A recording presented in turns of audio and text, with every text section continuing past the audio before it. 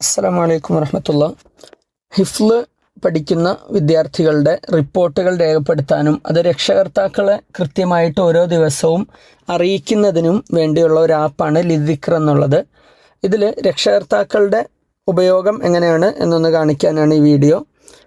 Account create ചെയ്യുന്നത് 3 രീതിയിലാണ്. ഒന്ന് മാനേജ്മെൻറ്റ്, 2 അധ്യാപകരുടെ ഉസ്താദ്മാരുടെ ടീച്ചർ എന്ന റോള്, 3 പേരൻ്റ് എന്ന രക്ഷകർത്താക്കളുടെ റോള്.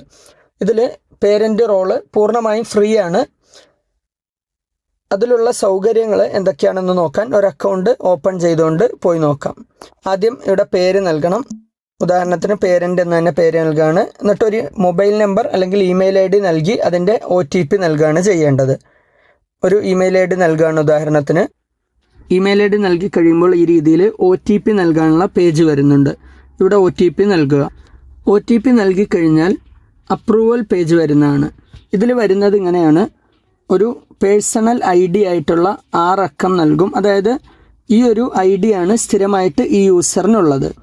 ഈ ഒരു ID മദ്രസയുടെ മാനേജ്മെൻറ്റിന്, നമ്മുടെ കുട്ടി പഠിക്കുന്ന മദ്രസയിലെ മാനേജ്മെൻറ്റിന് അല്ലെങ്കിൽ ക്ലാസ്സിലെ അധ്യാപകന് നൽകുക. അവരുടെ അക്കൗണ്ടിൽ നിന്നാണ് ഇതിനെ അപ്രൂവ് ചെയ്യേണ്ടത്. അവർ സെലക്ട് ചെയ്യും ഇത് ഏത് ക്ലാസ്സിലെ ഏത് കുട്ടിയുടെ രക്ഷകർത്താവാണെന്ന്. ആ കുട്ടിയുടെ റിപ്പോർട്ടുകൾ മാത്രമാണ് ഈ രക്ഷകർത്താവിന് കാണാൻ സാധിക്കുക. അല്ലെങ്കിൽ ഈ QR കോഡ് നൽകാം. ഈ QR കോഡ് സ്കാൻ ചെയ്യുക അവരുടെ ഫോൺ ഉപയോഗിച്ച്. അങ്ങനെയാണെങ്കിലും അവർക്ക് അപ്രൂവ് ചെയ്യാൻ സാധിക്കും. രക്ഷകർത്താവിൻ്റെ അക്കൗണ്ട് അപ്രൂവ് ആയിക്കഴിഞ്ഞാൽ ഇങ്ങനെയാണ് വരിക.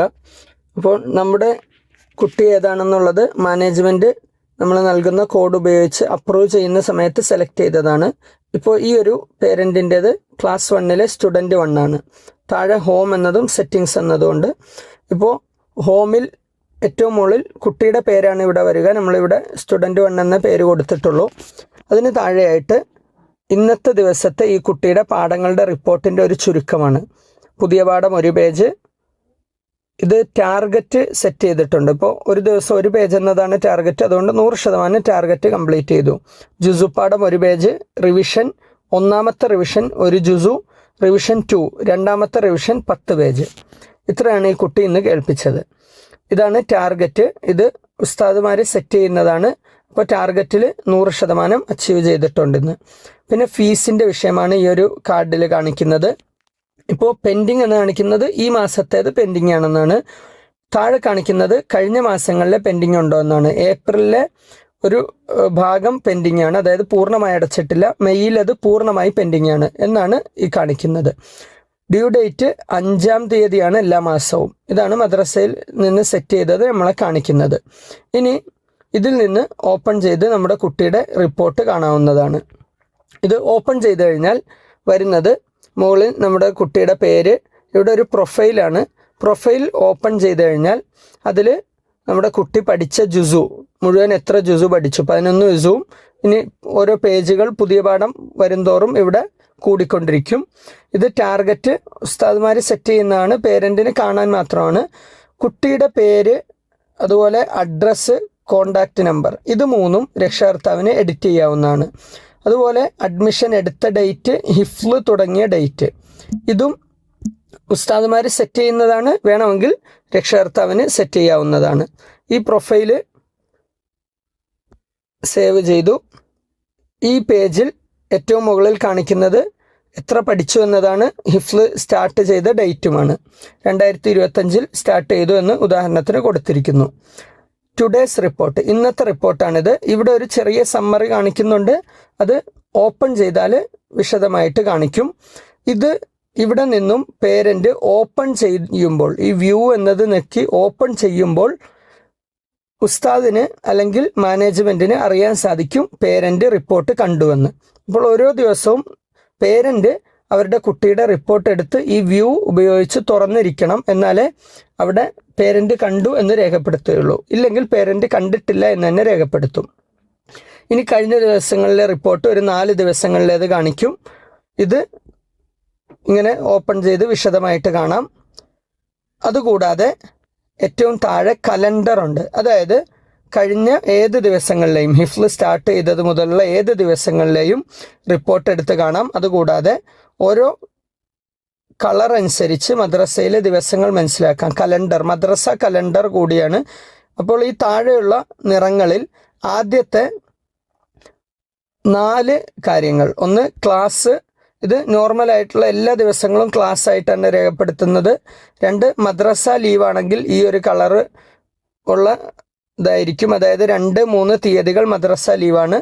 സ്പെഷ്യൽ ലീവ് വന്നാൽ അത് നീല കളറിലായിരിക്കും, 10-ാം തീയതി സ്പെഷ്യൽ ലീവാണ്.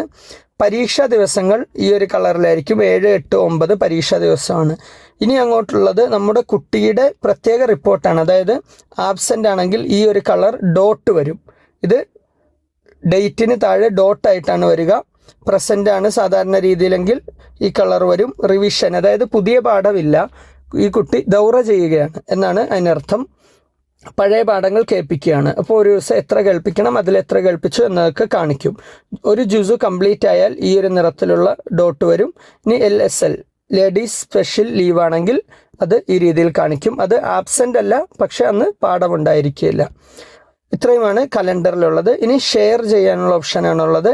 അതായത് നമ്മുടെ കുട്ടിയുടെ റിപ്പോർട്ട് വേണമെങ്കിൽ നമുക്ക് ഷെയർ ചെയ്യാം. ഒരു ദിവസത്തേത്, ഇന്നത്തേത്, അല്ലെങ്കിൽ ഒരാഴ്ചത്തേത്, ഒരു മാസത്തേത്, അല്ലെങ്കിൽ ഒരു ഡേറ്റ് സെലക്ട് ചെയ്തിട്ട് അത്രയും ദിവസങ്ങളിലേത് ഇങ്ങനെ സെലക്ട് ചെയ്ത് ഇത് PDF ആയോ ഇമേജ് ആയോ നമുക്ക് അയക്കാൻ സാധിക്കും. ഹാജർ പെർസെൻറ്റേജ്, മുഴുവൻ എത്ര ദിവസം ക്ലാസ് ഉണ്ടായിരുന്നു എന്നത് ഇവിടെ നൽകിയാൽ നമ്മുടെ കുട്ടിക്ക് എത്ര ആബ്സെൻ്റ് വന്നു എന്നതനുസരിച്ചൊരു ശതമാനം എടുത്തു തരും. ഇതും ഷെയർ ചെയ്യാൻ സാധിക്കും. ഇത്രയാണുള്ളത്. പിന്നെ സെറ്റിങ്സ് പേജാണ്. സെറ്റിങ്സ് പേജിൽ ഏറ്റവും മുകളിൽ പ്രൊഫൈലാണുള്ളത്. രക്ഷകർത്താവിൻ്റെ പ്രൊഫൈൽ കാണിക്കും. രക്ഷകർത്താവിൻ്റെ പ്രൊഫൈൽ പേജിൽ മുകളിൽ ഫുൾ നെയിം ഉണ്ട്, അത് വേണമെങ്കിൽ എഡിറ്റ് ചെയ്യാൻ സാധിക്കും. അടുത്തത് റോളാണ്, പേരൻ്റ് എന്നതാണ് റോള്. പിന്നെ ഇമെയിൽ ID കാണിക്കുന്നുണ്ട്. മൊബൈൽ നമ്പർ വേണമെങ്കിൽ ആഡ് ചെയ്യാം.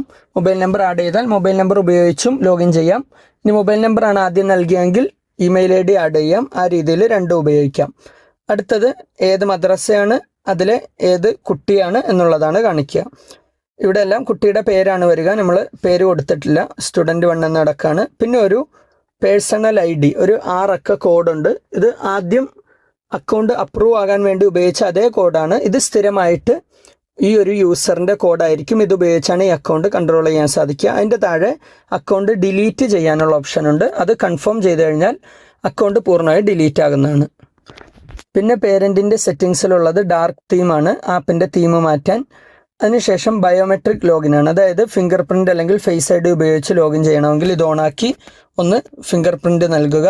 ഇനി ലോഗൗട്ട് ചെയ്താലും ലോഗിൻ വിത്ത് ബയോമെട്രിക് ഇങ്ങനെ നേരെ ലോഗിൻ നൽകി സ്വന്തം അക്കൗണ്ടിലേക്ക് തന്നെ നേരിട്ട് വരുന്നതാണ്.